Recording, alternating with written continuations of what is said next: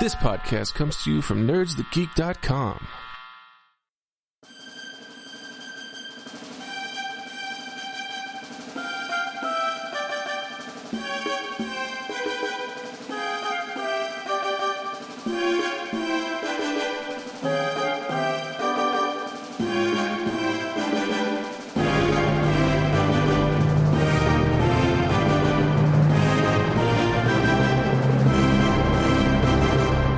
Hello, everybody, and welcome back to another Nerds That Geek special presentation. Joel and Tim's countdown to party down.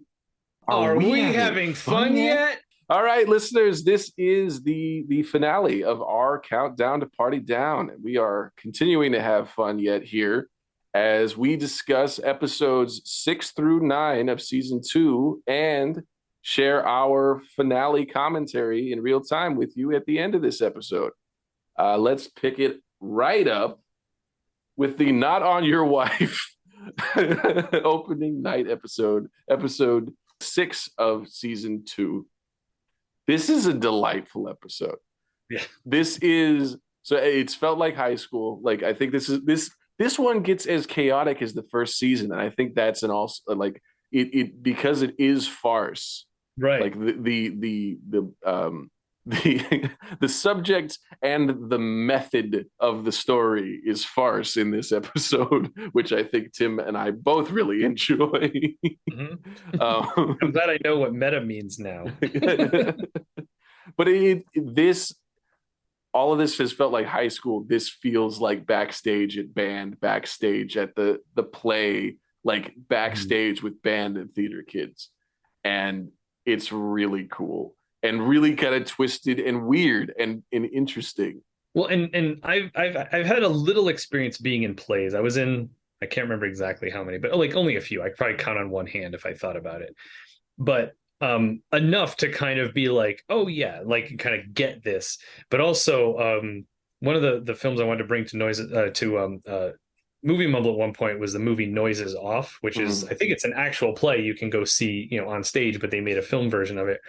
And the whole point of that is like we see what the play is supposed to look like on opening night, and then we see a version of the play from backstage where we see a bunch of stuff kind of going wrong backstage, but the performance still ends up the way it's supposed to. Mm-hmm. And then we see it later on as shit has really fallen apart, and we see it from the perspective of the audience, and things are like not working and they're all messed up.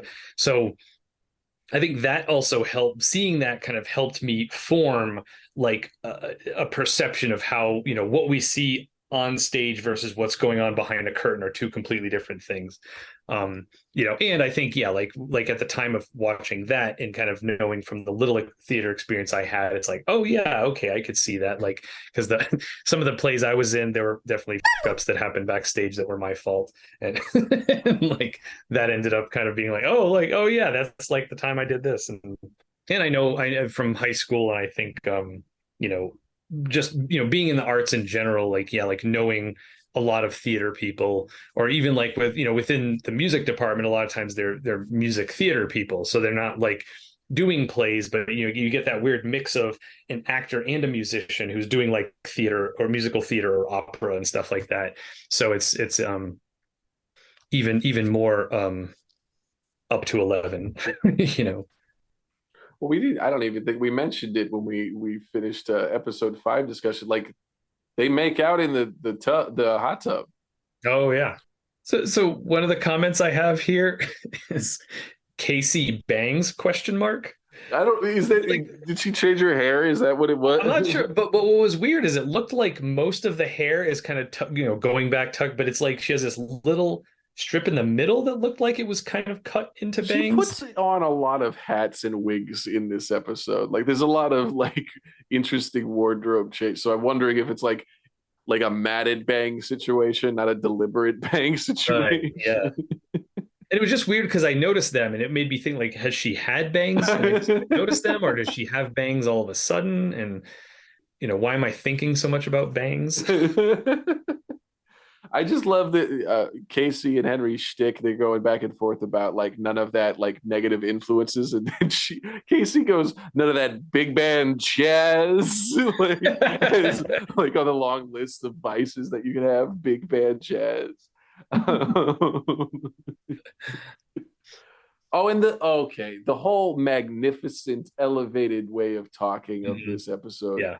is gross Yep. and accurate, But accurate. Yeah. and it just it takes you right back.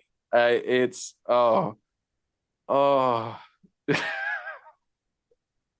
Anytime you're doing that accent for an extended period of time, it's like, oh, you define your whole existence by this elevated thing, huh?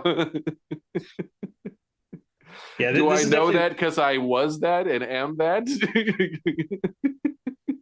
Well, see, this was one of those examples where I'm Roman and kind of like, yeah, being in that situation where like, why is everyone talking like this? I feel like I'm taking crazy pills, like Will Ferrell in Zoolander, like that kind of thing. Like, is this normal and I'm the one who's abnormal now because I'm just speaking normally? Like, Thatch-headed wastrel, soon to be followed by bald-headed wastrel. Another Mad Libs kind of thing is like just X, Y, and Z of that highfalutin way of speaking.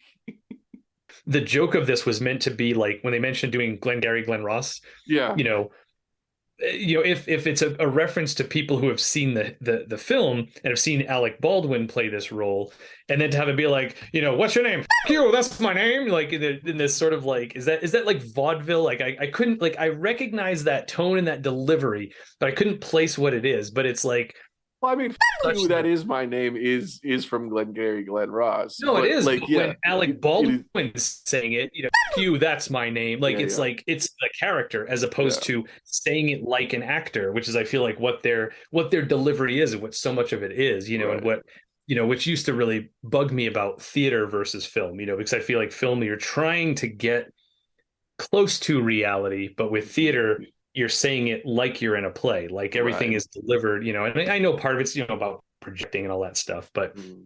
they deliver it just like the generic way they're delivering all of their lines in their speech, and it's not like actually embodying that character like the way I mean, I don't know, maybe there are other maybe it's just because I've only seen the film version with Alec Baldwin delivering that and the way he's delivering it and the way Right. like in that scene like everyone's scared because they're kind of like oh they're going to lose my job and this and that and the way he's kind of like coming in and commanding the room, and then the way they say it, and it's kind of this like awkward, funny throwaway line, but it's you know, so that's part like yeah, like I'm wondering is that part of the joke, or if maybe people who know the play Glengarry Glen Ross and maybe haven't seen the film, like does that not seem funny to them because that's how it's delivered every time they hear it because that's it's done in the theater, like so anyway, that's what I love about that joke. Like the fact that like I've seen the film version and I get the reference, but the way they're saying it is so terrible, and it's so,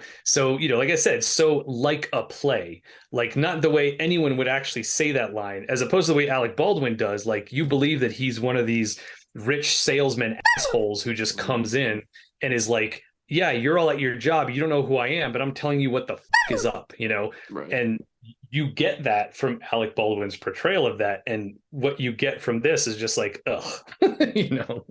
I love that like Roman ends up just getting won over by it too. Is he just like Yeah, it's like, why am I, this is a hang up for him. It's like, why am I judging these people? They're just only excited about what I do.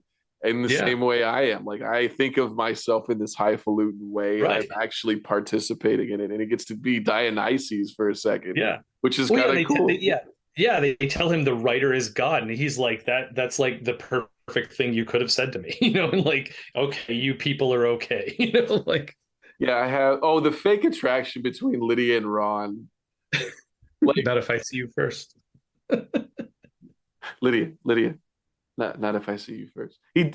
Oh man, like Doubles down. he triples down, and it's just the space he leaves between stuff. It's just and the way he like approach like she wants him to be direct. He misinterprets this thing, and what he does to be direct is just presses himself against her, and it's like, what?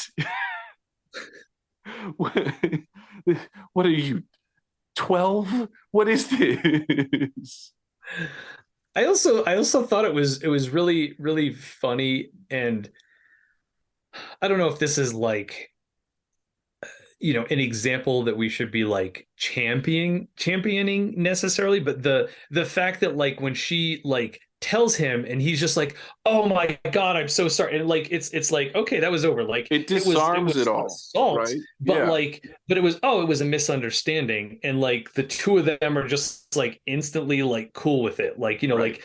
and maybe it was the fact that he was so apologetic and like explained himself and like I thought I'm sorry, and like, oh, you had frosting on your butt, like it was this funny misunderstanding, but like she's okay with it, and again, not to say that like, oh yeah, if you're getting mixed signals, just act on it, and if she maces you, it's okay, it was a misunderstanding, like no, but like I and like I said, I think a lot of it's probably the way he reacts, where it's just like he's like, oh god, I'm such an idiot, and I thought this is this, and and luckily maybe she knows what a mess he is, so it's like, okay, like I'll let this one slide because you're a mess, and I whatever, I know this isn't who you are or whatever, but yeah, I thought because I feel like, oh, this could have been like really difficult for the show to be like, oh yeah, well, Ron's gonna she's gonna press charges, but it was just kind of like this, you know like, oh, but part of the farce, right? It was a misunderstanding, these mixed signals or misread signals, and whatever, and it's like, You, that's my name. And I love the line, lesbians love karaoke. I just like yeah. that. She's like, see, and it comes up later. All right. Well, also, Oh no, wait, go so ahead. back to the not if I see you first. I just had a question. Yeah, So yeah. I feel like that's the thing people have said, and maybe this is part of what makes it awkward, but I've never. So is the whole idea, like, I feel like that's something you say to someone that you don't want to see, right? It's And a they're like, I'll threat. see you later. Yeah. And it's like, not if I see you first, because I'm going to avoid you if I see you coming, Or right? Like, I've always heard it in the mob sense is like if I see you first, that means I'm shooting you dead. Like right. if Yeah. I see you first, then I'm gonna get you. Right. That's the way I've always heard it.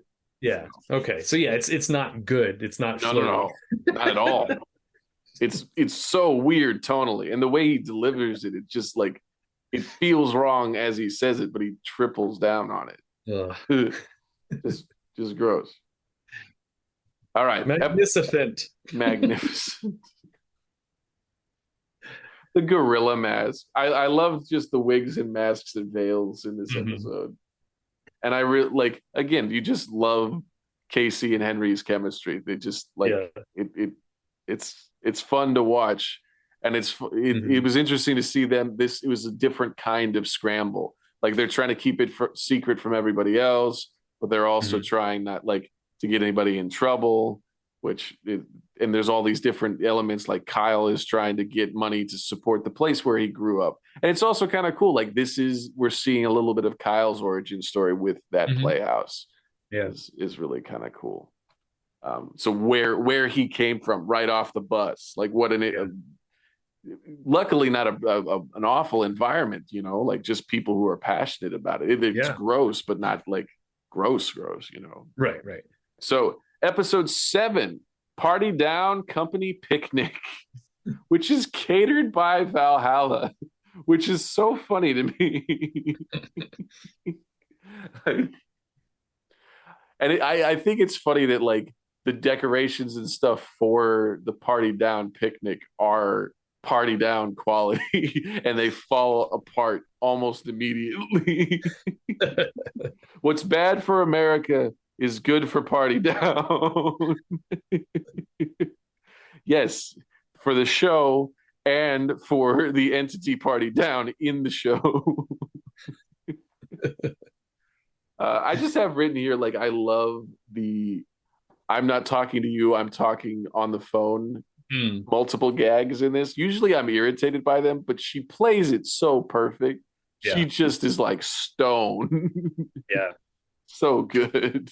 Not to bring another show into this, but I love I know I mentioned this a lot, but it's super relevant. So the show Burning Love, Uh, there's a great scene with that between Adam Scott and Ken Marino in Burning Love, where Adam Scott is Ken Marino's therapist, and he's on Bluetooth with another client at the same time, and he's talking back and forth, and he keeps going, "Not you, you. Oh, well, you should just not you." You and Ken Marino's like getting all frustrated. He's just like, I don't know what you're telling me, what you're telling the other guy, and it's like it's so good.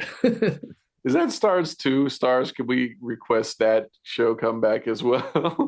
Yeah, I don't know where that is. Yeah. Oh man, I would love to see more of that. Because yeah, pretty much I think everybody in Party Down shows up in Burning Love at some point, I think. Plus other people. Like there's a bunch of like surprise people who show up. So it's just it's like the next stage of evolution of like these character or these actors and actresses. It's so good. And it's another Office influence because it's like beach games and Mhm. the company picnic. Like Yeah. it's really interesting that these are really so prevalent that they're Mhm. relatable as spaces. Like Yeah. it's a really interesting like place to do this comedy storytelling. And like Yeah. you were saying when we were tracking in season one, like when do we see characters out of uniform? Yeah. And this Yeah. one is so cool because everybody is except Ron, which is really interesting and really kind of cool. And we see him fall in love with another fucking mistake. Like, just a dangerous, dangerous combination there. Fucking horseshoe. uh, like again, he finds new ways to play hurt, Yeah. and it's brilliant. Like it's and I hate him so much. He's so weaselly and wormy. He's like Mm. Jerry. He's like Jerry from Rick and Morty. Like Oh yeah. I love when they oh do with the Valhalla team versus the Party Down team when yeah, they're yeah. like, oh, we're gonna compete against each other, and you know like that was kind of again kind of cool to see like Roman and Kyle teaming up against a sort of mutual foe. I thought that was nice too. Oh, Roman gets hit with that ball hard in the face. That didn't look like a CG. That looked real. And that I felt that, brother. Mhm. Yeah. Glasses with that Yep. rubber ball in your Yeah. face. Yeah. The ball doesn't hurt. Oh, Your glass is getting smashed into oh. the bridge of your nose. That's And what then getting hurts. it like if it had any spin coming up your nose, sorry, listeners, Oh, just like a little negative ASMR that scrape. Oh, yeah. ugh. I saw that. I was like, ooh, and then Ron catches it in the balls, and I'm like, oh, he finds a different way to play getting Yeah. hit in the ball. He's got range, is what I'm saying. Listeners. The man's got range. I love the name Bolus Lagash. I think that's really funny. Just a funny name. Yeah. Um, Ron and Danielle. Danielle is the name of the new flame, his new lady friend. Roman has a Velcro wallet when they're going to bet like the $7 that they have Mhm. in loose cash. He just Yeah. a subtle. I appreciated that. Um, Oh, and I like the subplot with Lydia where she's being dumped as her daughter's Oh yeah. manager. And I love the way she turns it on Kyle and she's like ready to fight with the Mhm. I love that in Little interchange. scissors. She's like, this was a $300 shirt. Well, this only cost me $1.25, and it only costs me a quarter to call somebody to tell him that you're not gay because he was like flirting with Right. the Yeah. producer for roles. So it's just like I loved that, and it was really cool to see because she's kind of just had a mission. I don't know that she's had it together, but she's just kind of there doing the thing for her kid, and we haven't really seen her come up against anything really, well, except Ron in the previous episode, Yeah. but um, whereas she in this one she's like really scared of losing her daughter and it's cool to see her kind of turn into this other like she has a different mode and how she approaches it and she's like be the bigger asshole. I like how she Mhm. adapts that Yeah. like And like that Kyle at the end, Kyle's like cool about it. He's like, "Oh, that's fine, my shirt." It's like, he's like, "Yeah, that's part of the game," like, and almost, yeah, probably feels like, "Oh yeah, like, she learned something." So it's like, yeah, good for her. Again, that kind of like extra positivity. So it's like, yeah, good job. You did the thing and you got your daughter the gig. That's what we're doing, and yeah, in that sense where I feel like Kyle was also probably genuinely trying to help her, like not trying to Yeah, steal her as a right. client, but like to see that, like, yeah, I was coaching her and whatever happened, she got the gig. That's the goal, right? She gets the gig and she got the gig. So great, we're all happy, like I thought that was a really, really, again, a little cool avenue to his character. I also have written because they do this slow mo, like they bring the guy that Casey beats for the all around, and they shoot him in slow motion, and he falls down and he vomits. And I have written the variety of accurate vomit in this show. Every season has just like a really gross, effective prop. Just want to give him kudos for that. Yeah. All right. Episode 8. This is Joel Munt's big deal party. I don't know about if I've said this on Nerds That Geek Things, listeners, but I have a theory that all Hollywood Joels or fictional Joels are assholes. And this is a very good argument for that theory. Like, I hate how he plays it. And I think I love this actor. What is it? Does how did this get made? Paul Paul Stanley. No, that is the one of the singers for Kiss. Paul Episode by Shear. episode. Excuse me, Paul Oh, there Shear. you And he's just a shit kicker, just a gross. It's funny because he's like a poser, like in I don't know. They don't code it like the fake geek thing in this, but it's kind of interesting that like he's got this slick way to kind of do the nerdy thing, and he's making all these compromises, and I think that's a cool mode to see. But it's like why did they call him Joel? Joel Munt is just like such a specific feeling of a name. It's so gross to say, and like it's a good name for the character, but like I just felt like another Joel bites the dust. It just felt like you had an opportunity. I think go. the least malicious use of Joel in a show was on Family Guy. Stewie goes to Joel's birthday party, and just the banner in the background says "nice name." Like they can't not make fun of it because it's a weird name. Anyway, that's nothing about the show and only about me. Well, I like how in this one, this is when Ron is like fully back in Yep, charge. So yep. we're fully back to where we started, and he introduces his RDDs, Yeah. Ron Donald do's and Ron Donald don'ts. And I was like, what is it, three P's and one S? And I love how like Roman's trying to help him. He's like, no, punctuality, that is four P's. And he's like, no, it has to be three P's and one S. And it's just like, good Lord. He's clinging to structure so much. It's just so like, and he needs it. He really needs, and it's fun to see that dynamic return. Like it went away for a while. Yeah. I did like there's a cute little moment between like gender definitions and roles aside, but like I liked that Casey was like, "You're kind of the lady," which it just was like Yeah. really playful. Didn't seem shitty, but obviously coded language. Yeah. But yeah, It's also one of those things too that he's not really like super upset by it. So I feel like, it says something about his take on gender roles, that he's not like, how dare you call me the lady, I'm the man, so it's just kind of like, yeah, this fun little cute little banter. And then Lydia does coke.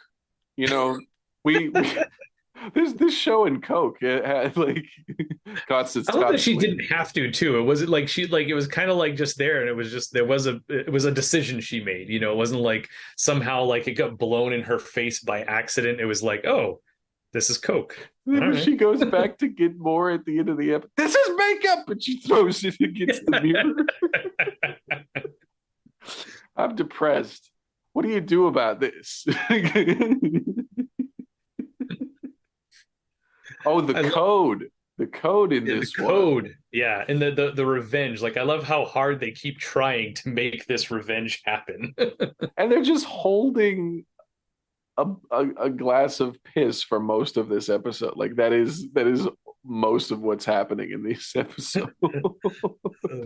And it, like the hard sci-fi thing rears its ugly head again, and it's really interesting to see like Roman's idol very similar to Roman, like he's Mhm. modeled himself after, but also you can like Roman is also seeing that he's also not getting access. He's also not cool.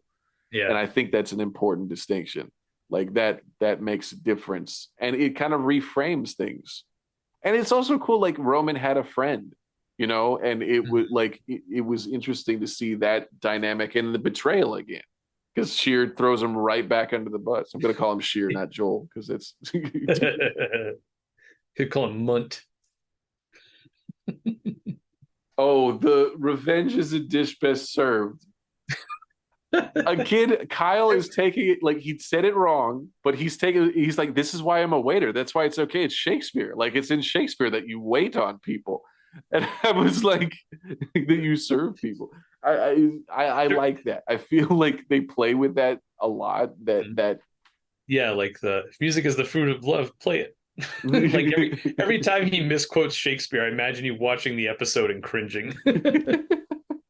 oh, doesn't he has to write a song in the finale, right? Doesn't Oh, I don't. Yeah, I haven't I seen the can't finale remember. since whenever the last time I watched, because we haven't watched the finale yet. So, Yeah, that's a little sizzle for you there, mid-episode there, listeners. Look at us looking out for you. Game set munt was the note that the episode ended on. Yeah, this one was like I'm trying to remember what all was going on. I mean, Coke, like Megan Mullally playing Coke was most of the episode, and I like yeah, it would be interesting to see her. I can't remember if Coolidge is in the finale either. I'm excited to rewatch it. Um, but like the idea of doing like Coolidge on mushrooms meeting Lydia on Coke, like that is its own episode and miniseries. We'd be really having fun with that one. and reading the art Zen and the Art of Motorcycle Maidens. Yeah, it was pretty much, yeah, like I said, I think because it was like that continual, like, all right, we gotta piss in the glass, we gotta give it to, it was that kind of thing, like cycling over and over again. Um and yeah, like you said, the betrayal, at the end where it's like, oh look, they're kind of getting back into it like friends, and that instead of like, oh, let's be friends, it was just like, nope, I'm going to take this idea and run with it. And it was cool too that we also see that Roman like does have some talent and some good ideas. Like Yeah, that was his idea. Like he had worked through it and come up with a way to solve that problem, and then it got stolen from him. So it's like, yeah, okay, I could see why he, a little bit of why he's so angry about all of the writer stuff, is that, you either see a hack, as he likes to say, getting famous for like shitty ideas, or you have one good idea and it gets stolen and someone else is going to get famous and recognition from it. that's a good point. Yeah, and it's cool. Like he gets to win because he knows the author so well that he can derail it. Mm-hmm. But he also wants it to be made too, which is also really kind of an interesting ahead of its time place to be because at like Yeah. as the comic book movie genre and that like more of our content is being made into stuff, it's like that's an interesting place to be and to have a commentary on like fandom casting and fandom Yeah. like screenplay writing, which is really kind of interesting. Predates all of like the big Marvel stuff, which is kind of crazy. Yeah. Um, Look, we found a way to talk about Marvel. No, we already did. We did mention we X-Men, did. Uncanny X-Men number 4. Oh, I thought you were. Well, that episode also. Okay, so episode 9, and this is Cole Landry's draft day party. They start this episode with how much stuff comes out. Yeah, I have that quoted also. Yep. Henry, when you have an orgasm, how much? That's the first line. This is the start of the day. Like Henry has gotten there. he's pulled stuff out of the catering van, and this is the first thing Ron has. Outstanding. Could you fill up a thimble is what he says. Oh, and that's the thing. Like you're wondering, like, because he, like, we know Ron has some. He's heavy structured. He's big boned. But like, I don't know, really funny to play with the amount and then continue to like that. So in the same way that last episode was the episode where there was piss in a jar, in this there was in a cup. I'm gonna have to bleep that word. I don't think you can say that on the radio. We'll have the listeners guess what that word was. No, what I wrote down for this episode is like Lydia really is the only civilian on the team. Like, oh, right. Mm-hmm. She really thrives in this environment, and it's really interesting to see her kind of like she's very much in her element. She kind of owns the space and feels really confident. And when things are going wrong, and I also love the subplot of this. Like I love that there's kind of a jealousy thing going on. But it's again like in every episode where there's something going on with Casey and Henry, most of it is projections from other people. Like it's their base is so solid and so interesting and like nuanced that like the situation seems to be the thing. And as soon as the situation is over, they're fine because they actually talk. It's like I'm not taking you to the premiere because I'm taking my mother. Like there's like it's not. I like how that weaved in with the gay quarterback storyline. I thought it was a really interesting. I liked this storyline. I liked the setting. I thought it was a cool other because that's the thing. It be kind of football becomes showbiz kind of with the draft day and that whole thing. So it was really kind of an interesting lens for the show, you know. Yeah, it's like the other type of famous people. Right. Yeah, absolutely. I love too how much Roman goes at it with that guy because he's strong, and it's like, oh, but you must be strong, so you're not smart, and I'm smart. And it's like, no, I'm smart too. I'm pre-med, motherfucker. Like so that actor, wasn't that the guy who was also on Mean Girls, who was like Lizzie Kaplan's friend, like on I think so. So that, again, a nice little throwback of like, oh, which is funny because I don't think the two of them are ever in a scene together in this episode, but he's like in it, kind of interacting with other people. I love the irony joke where he and then like Roman just continues to, and then he realizes it. I love that. The timing of that and the payoff of that was so good. And like, and then when he tries to like double back, I was being ironic when he actually like got it wrong and like tries to use it to his advantage later. And I also love like the sports agent is on the phone with his wife and he says, "I love you, but f you for calling me during draft day." It's like, what a dick. Like, what a dick. Oh, they hamster bit one of your kids. It's like, which one? Doesn't it? What's the name? Like alfalfa? No, which kid? Not which hamster. I also like the I mean, this comes back twice in that same way with the nobody puts baby in the corner. Like I love that. It's like both of them are, that's part of why they're kind of like connecting, but like, and like you said though, it's like it is more projecting, because like, Henry isn't actually being put in the corner, like, she wants to rub her mom's nose in it, like type of thing. but yeah, that they both felt that way at least, I think we should watch episode 10. What do you think? Yeah, I think we're ready. Woo! I'm like really stoked for season 3. Like this has been the best way to like warm up. Yeah. There we go. Okay, let's get it while we can. All right, listeners, we're gonna start in 3, 2. Well, we'll do countdown from 3 and say play, and we'll press play on play, not 3 or 2 or 1. 3, 2, 1, play. There we go. Success! It worked. Work. Did you see Rihanna dancing on the Super Smash Bros. Bowl platforms? Oh, I love Constance. Oh, They're reunited. So genuine.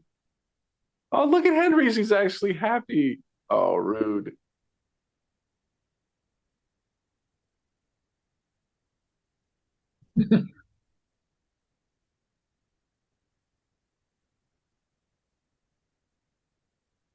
Now I can't stop looking at the bangs on Casey. Bang watch, everybody. I wish she was marrying the um, mobster from that old episode, Yeah. the one that Or the likes her guy in the. from the old Oh folks yeah, dating. from the seminar.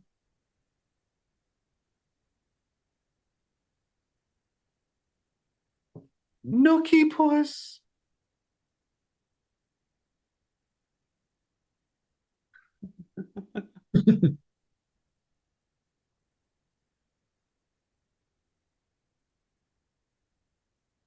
Jesus. Hey, hey, hey, hey. A failed actor.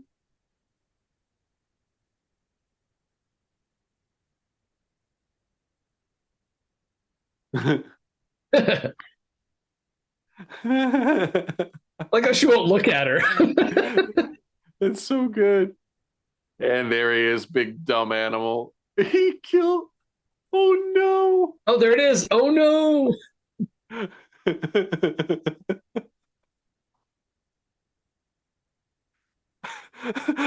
Lydia just screams.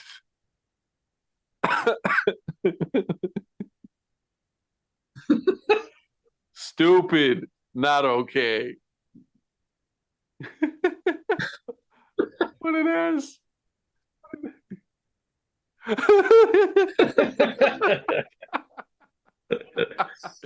glad I was right about that. Oh no, that it like Oh, came back no. again. Constant Carmel wedding.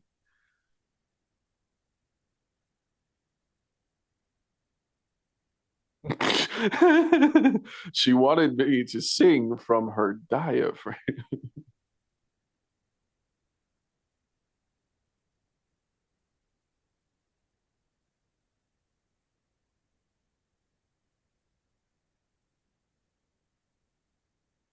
Rocket, the name of the song.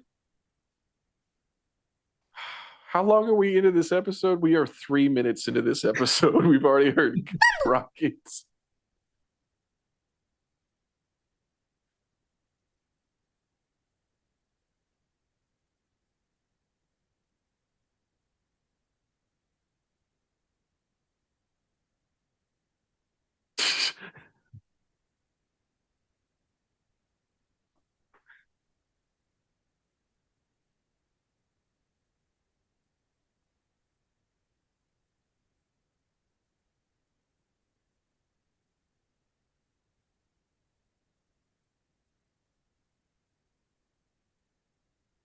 This guy.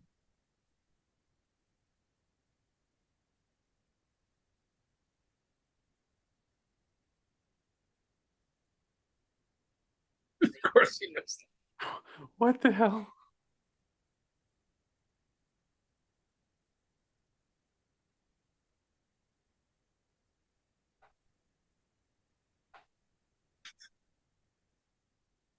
She is brilliant. Danielle is hilarious.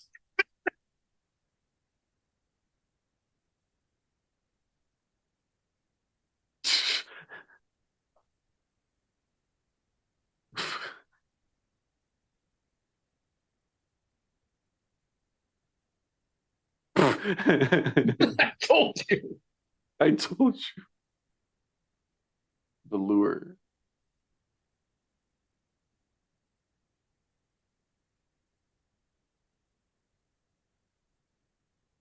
I would love to see them do a bar mitzvah. That's got to be the first episode of season 3. If it's not a bar mitzvah, some mitzvah, a mitzvah of some fashion, Tim, please.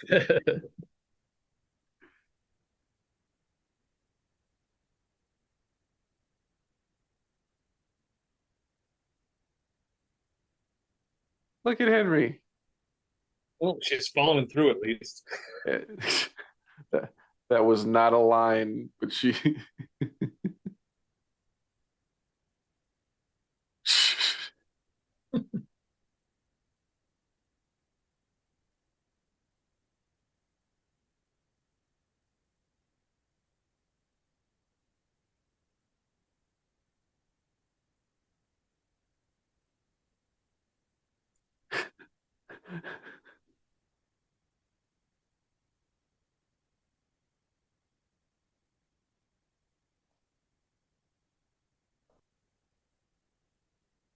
seriously, he's so wet. He's shiny in everything. Do you see that look? That slap? He liked that slap. What? No.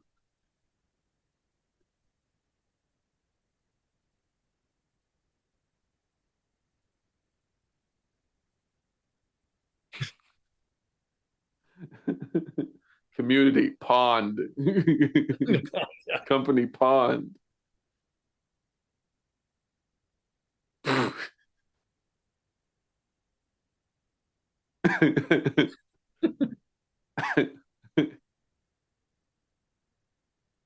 With the sound of the zipper. Oh, that's it's on the wall. This guy's not a finisher.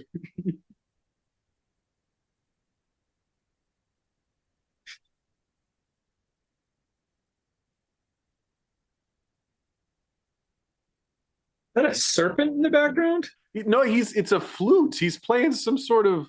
Yeah, I think it's called a serpent. Oh, is it called a serpent? I think so. I think that's what that is. I've only seen it in like books, like musicology books.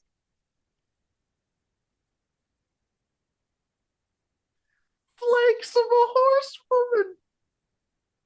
What?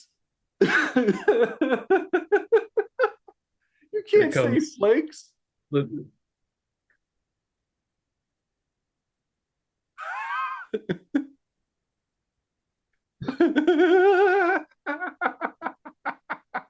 Vagina. The fact in the other episode she doesn't know what a cougar is and doesn't Oh know yeah, what a bear is, and she's like, I have to change my dating profile. yeah, You can see that Henry likes this part and he wants to audition for this role. He like really cares. yeah. God, Adam is so good, so charming. Yeah. They're so good. So good.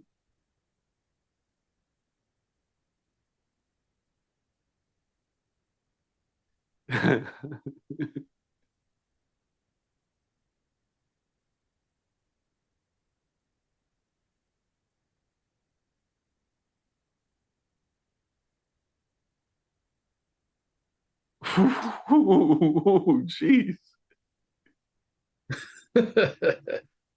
Sad Dawn. That's the guy who should be called Joel Munt. Right.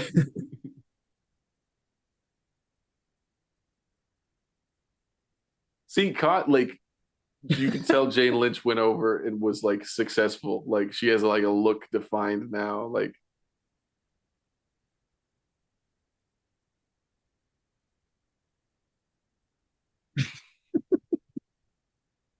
I think I just won't acknowledge her.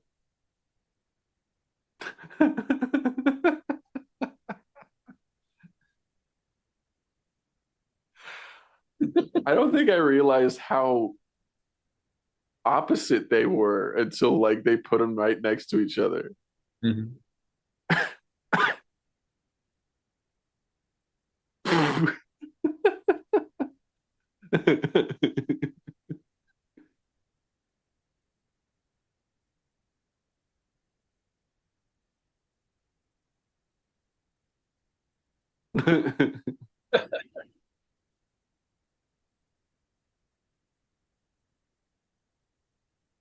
Seriously, the bangs. It's every shot now. Do not reference bangs.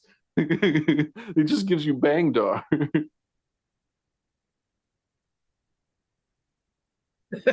Do you see how on Ken's hair it comes to a point? Oh yeah. It's like a cowl. It's like the bat's mask.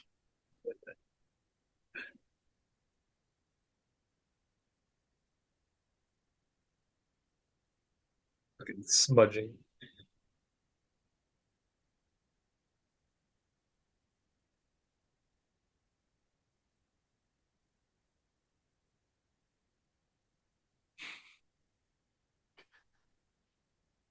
She's really trying.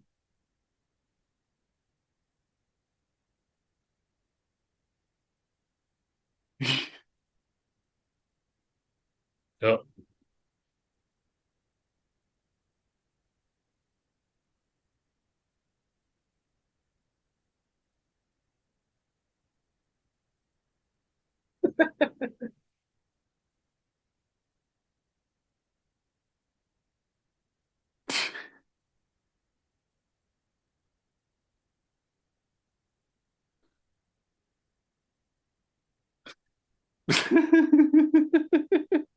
The audio Oh, wear closed gloves, caption should man. be like, Oh god. oh,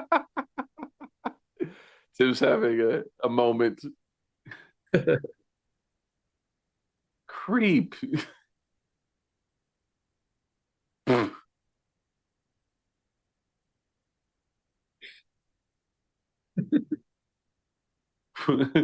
both working on him.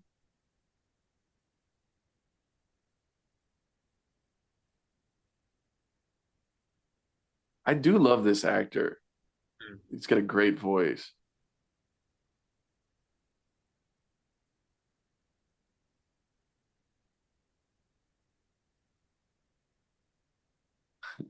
I love that broad.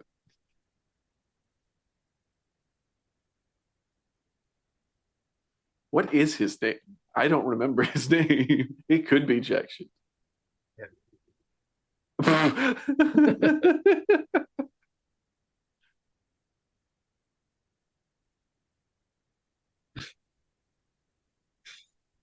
That's a space cookie, eh?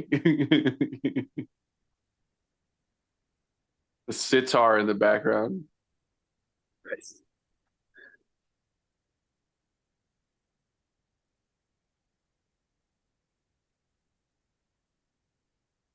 That's not a dynamic. Ooh, whew. That was hard to smile out that one. That was brutal.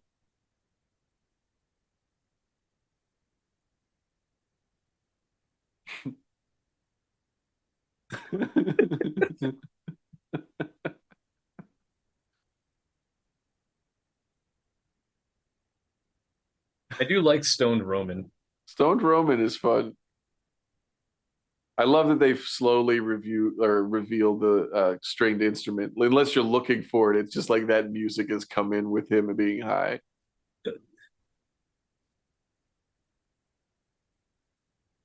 Got a didge session going on. That's a didgeridoo. Ron just shut down. His face is like, Okay.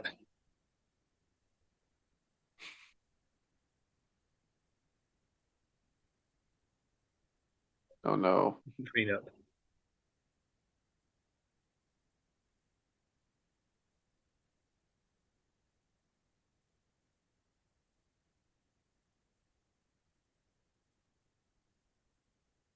Do I help you with that? Oh god. Oh, Roman gets he's too high.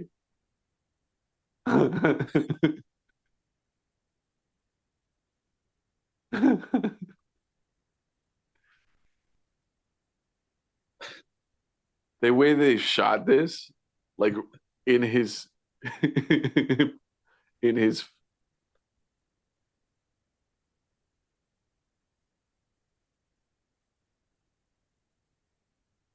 3.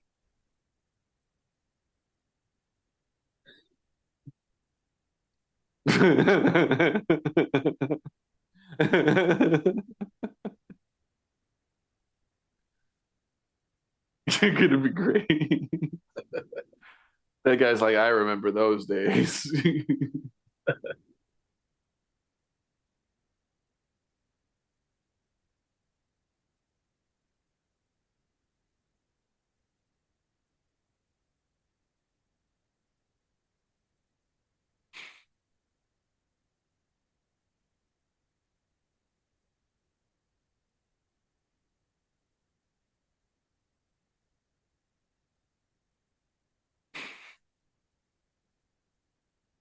But this is great though because That it's was like fairy this tale, is the like at the Sweet 16 party when she left all her friends to go hang with the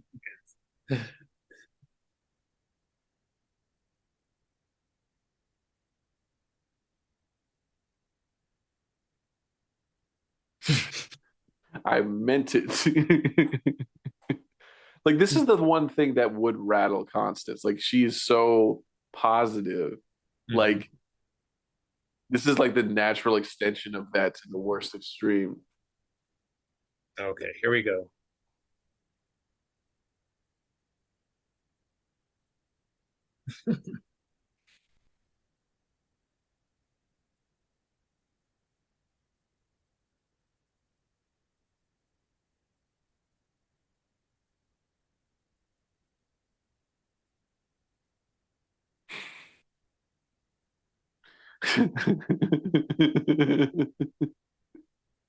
All right, so pause it here.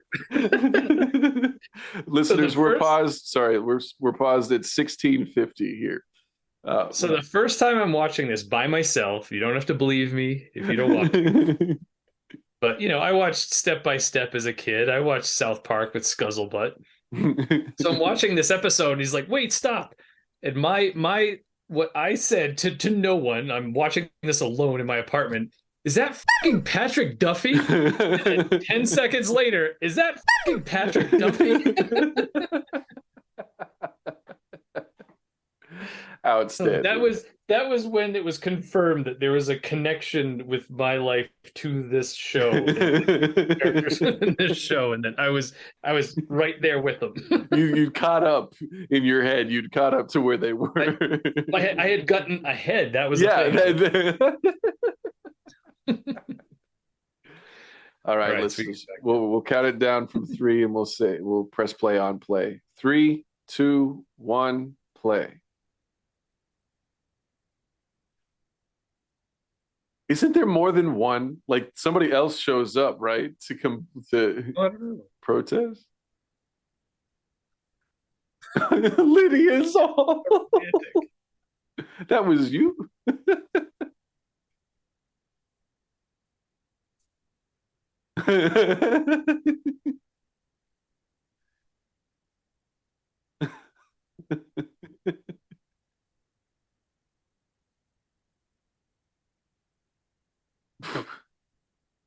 Duffels.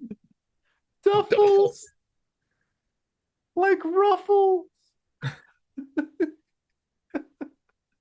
Trunks Island. She totally disarms that whole situation.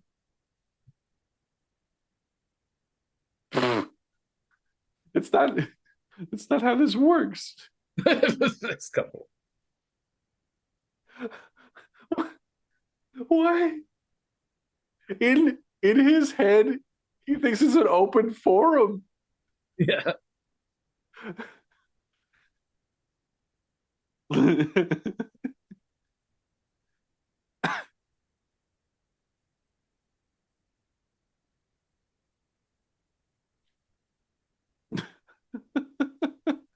The point.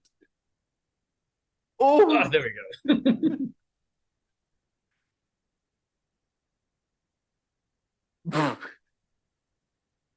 Danielle. Chains are off.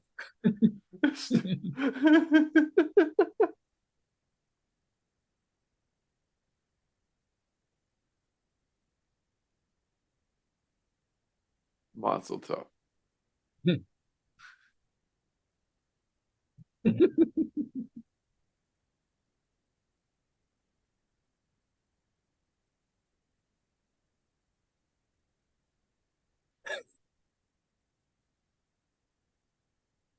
Oh God. Like, look at Kyle's right there with him, helping him through his journey. Kyle's probably like, I've seen this in Fight Club. We'll get him out of there. Slide, motherfucker, slide.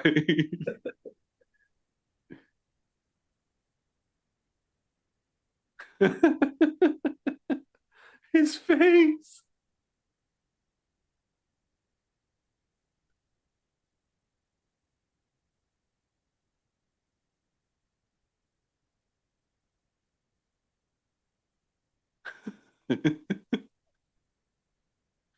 This is some acting. Look at this. Yourself.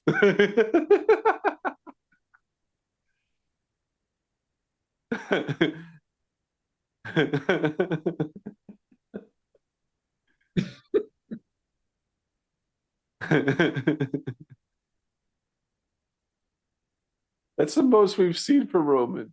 That was I like that. Yeah. Waggle, waggle her Part flanks. his flanks.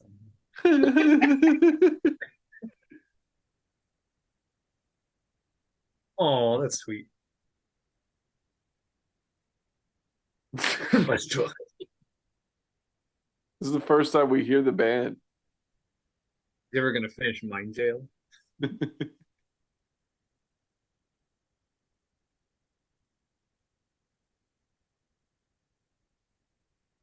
Oh my God, this is proto mouse rat.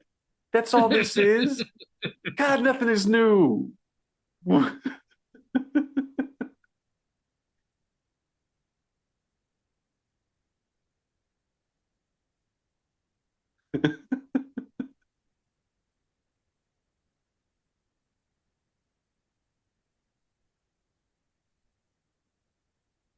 Oh my God. I forgot. I forgot how bad the song is. Oh, oh, This Lydia. reminds me of a band, but I can't place who it is. It has a very like late stages Guns N' Roses like vocal style. Not a thing.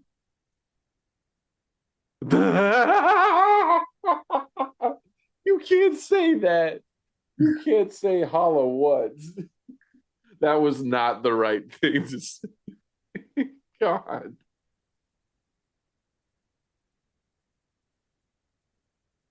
Somebody's getting some flanks action.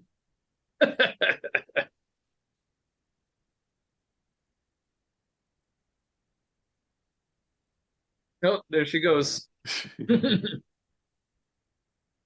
Yep, go ahead. Put your hands on my flank. Nick Offerman doesn't go like that. Uh-huh. you Tammy too, keep your hands off of there. Oh. Aryan energy. Oh, I forgot about that.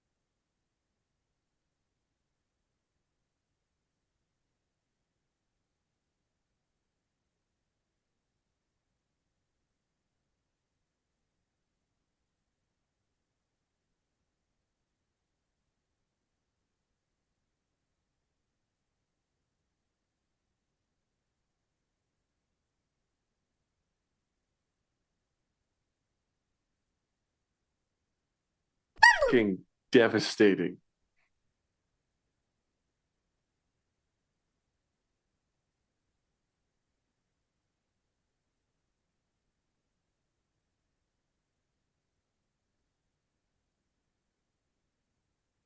Oh my God.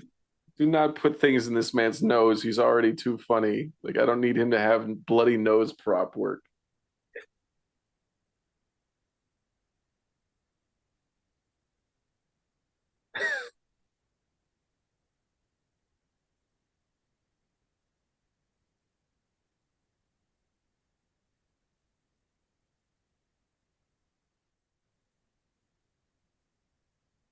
Hmm.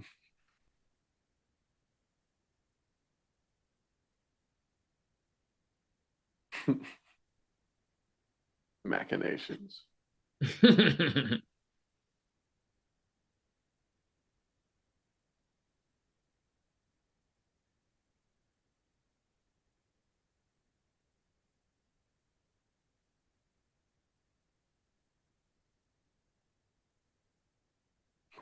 A chicken factory. Chicken factory. What is that?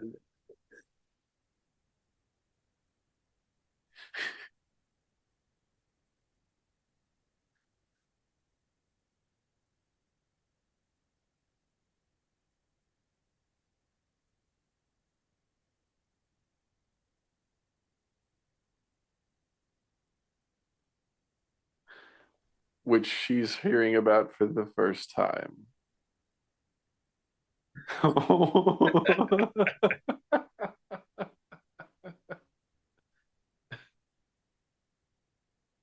You wrote it all on toilet paper.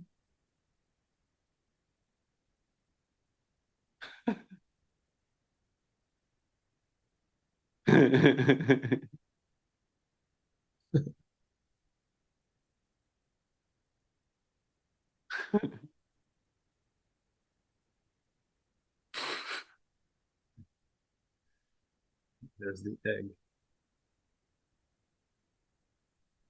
I want more acting like that out of Roman.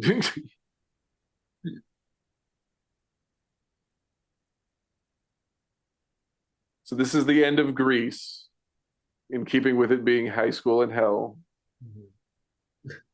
Oh,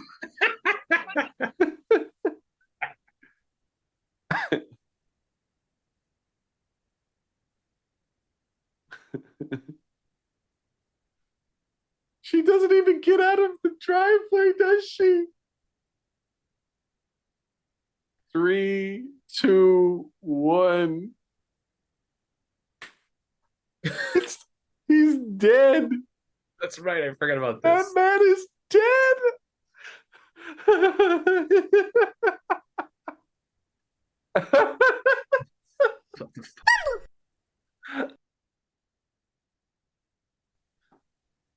I like that she thinks that he thinks it's a bit.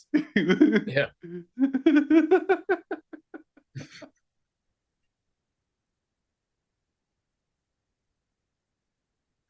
That one was kind of a freebie.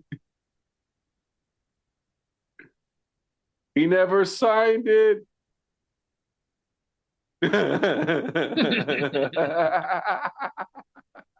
Oh, that's cute. And he's like, oh, Oh, I didn't realize Ken Marino directed this one. oh, nice. That's rad. Funny that it's the one where the guy gets really, really high. Bar mitzvah. Birdseed.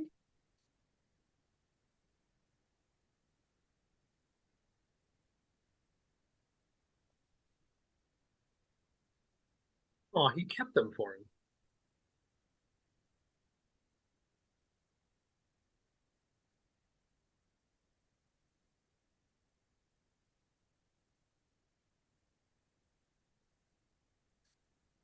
See, now Casey looks like Henry, Yeah. like disheveled at the start. Like she's like on the down. Mm-hmm. Oh, I love this. I love that. Yeah. That shot. Oh, she's so Yeah. good. She knows where he is. And this. A room full of people who look just like you.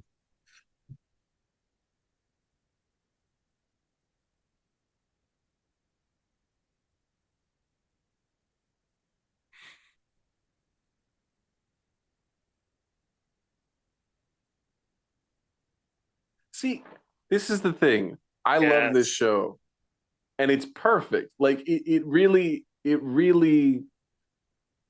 knowing that there is no more after that. Like when I Mhm. finished it, I was like, oh, what a great, hopeful note to land on with all of the things that go wrong Yeah. and all of the cringe in that episode. But like that, that's such a great note, and I'm really interested to see what they do with that in season three.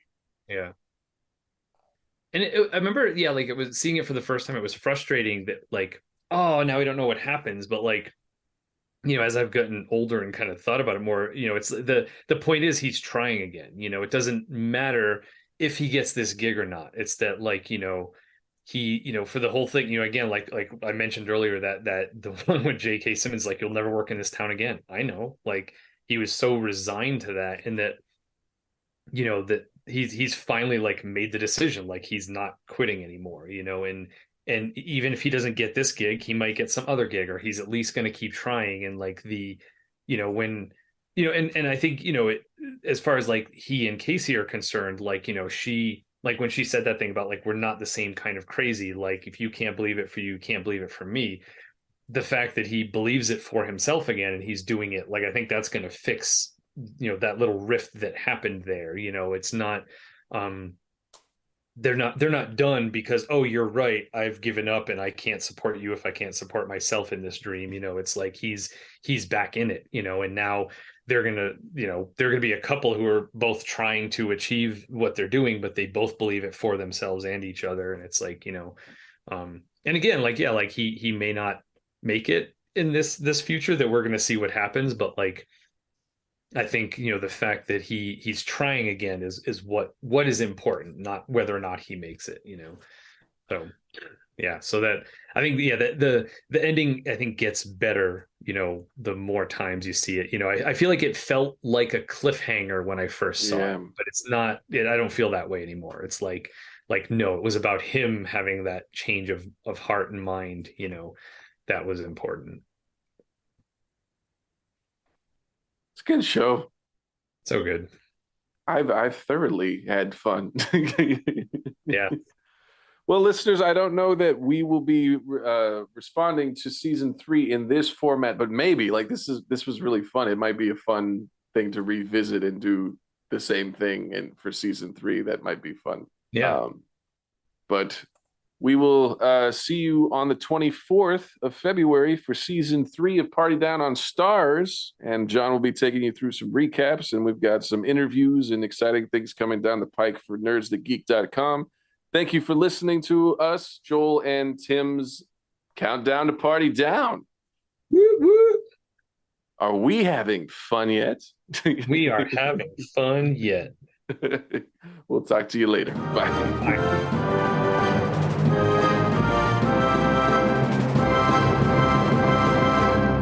Oh, I was going to say, I'm going to cut this in later because I like the joke. Henry was in there with Steve and his Gutenbergs.